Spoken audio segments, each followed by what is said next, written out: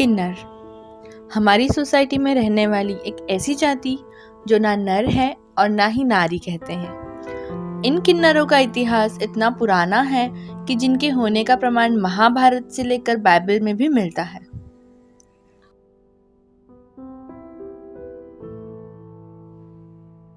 वैसे भारतीय संविधान में किन्नरों को तीसरे लिंग का दर्जा दिया गया है, मगर आज भी समाज के अलग अलग लोगों का इन्हें लेकर अलग अलग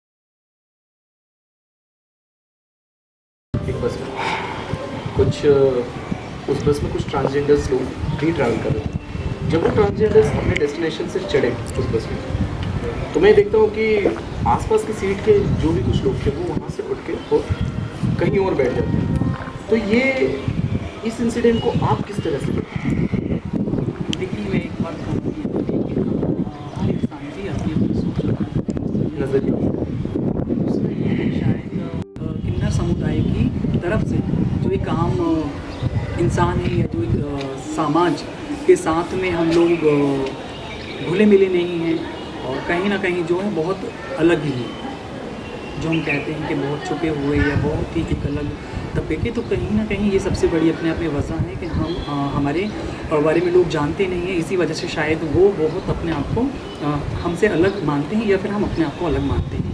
तो यही वजह है जो जब हम लोगों को देखते हैं तो उनके मन में एक थोड़ा डर होता है। डर के मामले में भी कई बार तो एक सबसे बड़ी जो वजह है वो यही है कि हमारे पब्लिक व्यवहार पूरे तरीके से जानकारी नहीं है।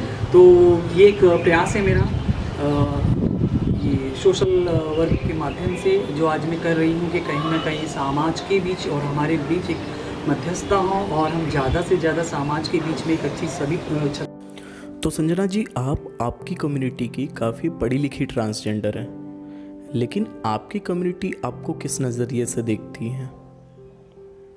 कभी हुआ है उस समुदाय के। आज मैं ट्रांसजेंडर कम्युनिटी को थोड़ा सा एक तरफ करके कुछ नया कर रही हूँ, तो शायद उस समय जब मैंने शुरुआत में रहा है तो मेरी कमेटी मेरे अगेंस्ट थी कि नहीं, इस तरीके से नहीं, हमारी कमेटी में ये नहीं होता है। जब मैं एनजीओ से जुड़ी, एनजीओ के बाद में बहुत सारी चीज़ें, तो ये हर वर्ग में देखते हैं हम।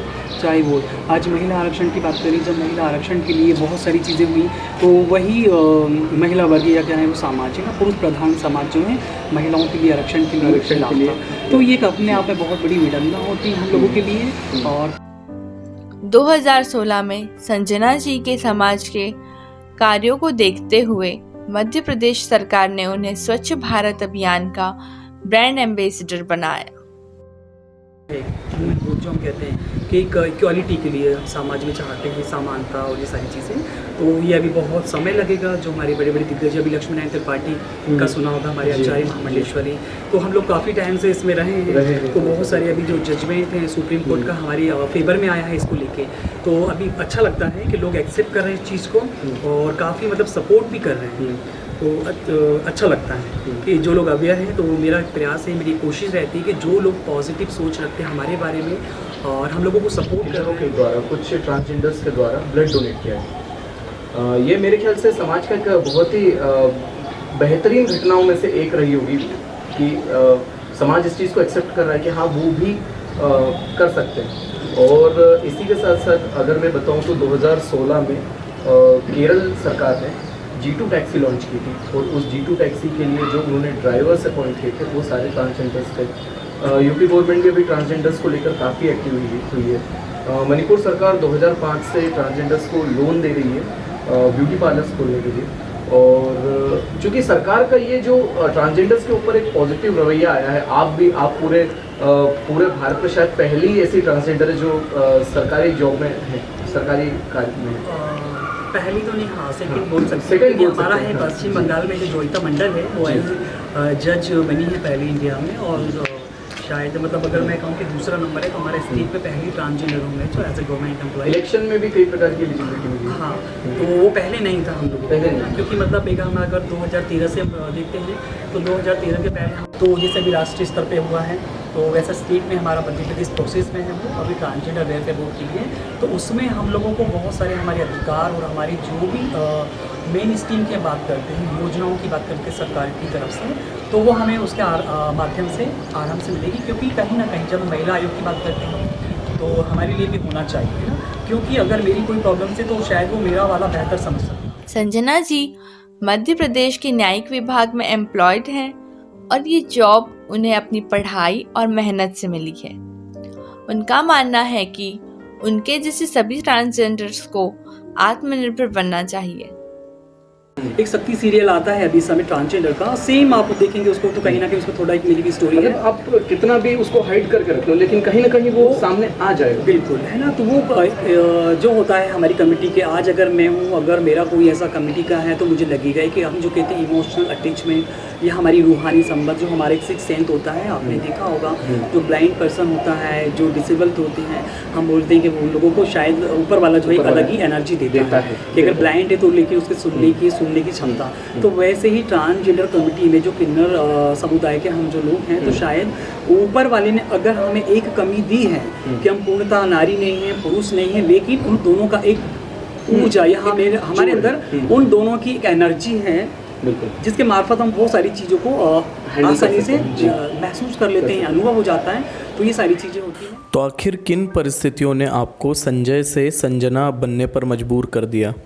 सारी चीज़ें होती हैं।